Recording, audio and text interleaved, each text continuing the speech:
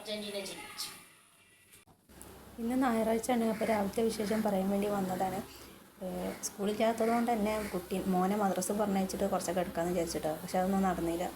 ഇന്ന് അർജൻറ്റീനേൻ്റെ കളി ഉള്ളതുകൊണ്ട് തന്നെ രാവിലെ തന്നെ മക്കളെല്ലാവരും, ഞാൻ വിളിക്കേണ്ട ആവശ്യമില്ല, ഓലെന്നെ എണീച്ച് പാഞ്ഞിണം കളി കാണാൻ.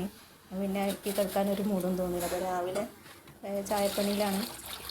ഇന്നലെ മദ്രസ പോകില്ല എന്ന് പറഞ്ഞ് വാശി പിടിച്ചെങ്കിലും നേരം വെത്തപ്പോൾ മൂപ്പർക്ക് അത് ഓർമ്മ ഇല്ലേനി കേട്ടോ.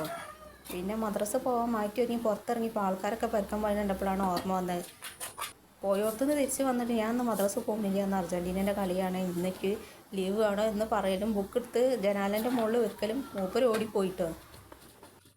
എൻ്റെ മക്കളിൽ മൂത്തോനും ഇളവനും അർജൻറ്റീനയും രണ്ടാമത്തോനും ബ്രസീലുമാണ് കേട്ടോ. ഇടയ്ക്കിടയ്ക്ക് ഭയങ്കര തർക്കമാണ് ഇവിടെ.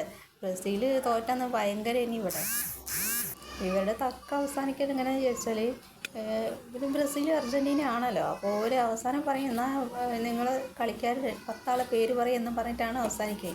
എനിക്കാണെങ്കിൽ ഫുട്ബോളിൻ്റെ ഒരു ABC അറിയില്ല കേട്ടോ. ഞാൻ ഇവരെ വായിലിങ്ങനെ നോക്കി കുത്തിരിക്കും. ചെറുത് പകൽ സമയമായതുകൊണ്ട് പോയതാണ് കേട്ടോ. രാത്രി ആയതുകൊണ്ട് പോവില്ല, കാരണം ഇവിടെ നന്നായിട്ട് നായ്ക്കളെ ശല്യമുണ്ട്. അപ്പുറത്തെ വീട്ടിൽ നിന്ന് നല്ല ശബ്ദത്തിൽ ഒച്ചവിളിയൊക്കെ കേൾക്കുന്നുണ്ട്. അർജൻറ്റീന ഗോളടിച്ച് എന്നും പറഞ്ഞിട്ട് കൂക്കും വിളിയൊക്കെ കേൾക്കുന്നുണ്ട്. പുറത്താണെങ്കിൽ പടക്കം പൊട്ടിക്കുന്നുണ്ട്, അതിൻ്റെ ശബ്ദവും കേൾക്കുന്നുണ്ട്. രാവിലത്തേക്ക് പലഹാരമായിട്ട് പൂരിയാണ് കേട്ടോ ഉണ്ടാക്കുന്നത്. അപ്പോൾ അതിലേക്കുള്ള കറി ഉണ്ടാക്കുകയാണ്. അതിൻ്റെ അടുത്ത് ഒരാൾ പുറത്തുനിന്ന് വന്ന് ശബ്ദം ഉണ്ടാക്കുന്നുണ്ട്. അർജന്റീന ജയിച്ചു.